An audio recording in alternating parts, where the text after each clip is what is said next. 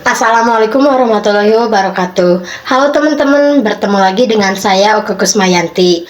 Pada kali ini saya akan membahas materi tentang buku besar dan buku besar pembantu.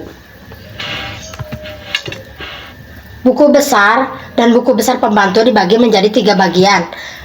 Yang pertama ada buku besar atau General Ledger, yang dimana ada buku catatan akhir atau Books of Final Entry, yang merupakan kumpulan rekening-rekening neraca atau real dan rekening laba rugi atau nominal. Juga menampung ringkasan data yang sudah diklasifikasikan yang berasal dari jurnal, dan juga sumber data untuk menyusun neraca laporan laba rugi dan laporan perubahan modal. Selanjutnya ada buku besar atau Subsidiary Ledger, yaitu rincian dari rekening-rekening dalam buku besar.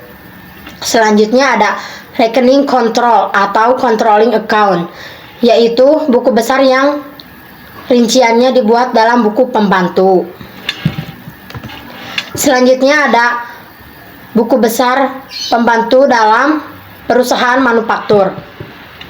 Poin ke-1 ada buku pembantu persediaan. Poin kedua ada buku pembantu piutang. Poin ketiga ada buku pembantu utang. Poin keempat ada buku pembantu harga pokok produk. Poin kelima ada buku pembantu biaya. Poin keenam buku pembantu aktiva tetap. Selanjutnya ada formulir rekening buku besar. Di poin ke-1 yaitu rekening bentuk biasa. Poin kedua rekening saldo dengan 1 kolom saldo. Poin ketiga rekening saldo dengan 2 kolom saldo. Poin keempat rekening saldo lama dan saldo baru. Selanjutnya ada klasifikasi rekening.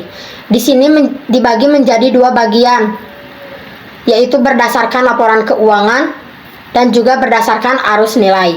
Pada klasifikasi rekening yang berdasarkan laporan keuangan, di sini juga memiliki 2 poin, yaitu rekening diklasifikasikan sesuai dengan susunan dalam neraca. Poin kedua diklasifikasikan sesuai dengan susunan dalam laporan laba rugi. Selanjutnya ada klasifikasi atas dasar laporan keuangan. Yang ke-1 buku besar dibagi, yaitu neraca dan rekening laba rugi. Yang kedua ada rekening neraca dibagi dalam kelompok, yaitu aktiva, utang, dan modal. Yang ketiga, masing-masing kelompok dibagi dalam golongan aktiva, yaitu aktiva lancar, investasi Japan, aktiva tetap berwujud, aktiva tetap tidak berwujud, dan juga aktiva lain-lain. Yang keempat ada rekening laba rugi dibagi dalam kelompok, yaitu penjualan, HPP, biaya produksi, biaya penjualan, dan juga biaya administrasi dan umum. Yang kelima, masing-masing kelompok dibagi menjadi golongan, subgolongan, atau langsung ke rekeningnya. Dan yang keenam, memberikan kode kepada masing-masing rekening dalam klasifikasi. Selanjutnya ada kode. Apa sih kode itu? Kode suatu kerangka yang menggunakan angka atau huruf atau kombinasi angka dan huruf untuk memberi tanda terhadap klasifikasi yang sebelumnya telah dibuat. Selanjutnya ada kode syarat yang baik. 1. Kode yang disusun perlu disesuaikan dengan metode proses data. Yang kedua ada setiap kode harus mewakili hanya 1 item sehingga tidak membingungkan. Yang ketiga, kode yang dipakai harus memudahkan pemakai untuk mengingatnya.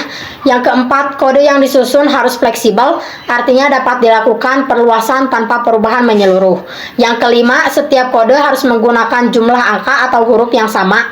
Yang keenam, kode yang panjang perlu dipotong-potong untuk memudahkan dan mengingat. Yang ketujuh, dalam kode yang panjang perlu diberi kode yang merupakan cek digit, yaitu untuk mengecek kebenaran kode. Selanjutnya ada metode pemberian kode rekening.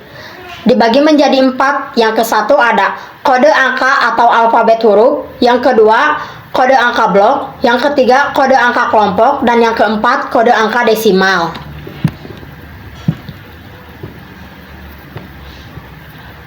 Selanjutnya ada buku besar pembantu.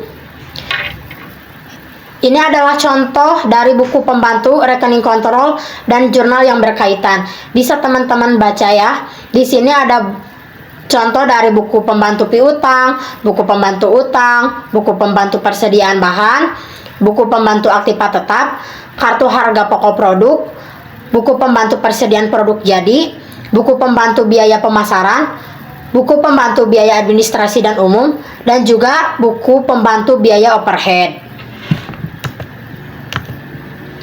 Sekian materi yang bisa saya sampaikan. Mohon maaf apabila banyak kekurangan. Wabillahi taufiq wal hidayah. Wassalamualaikum warahmatullahi wabarakatuh. Bye bye.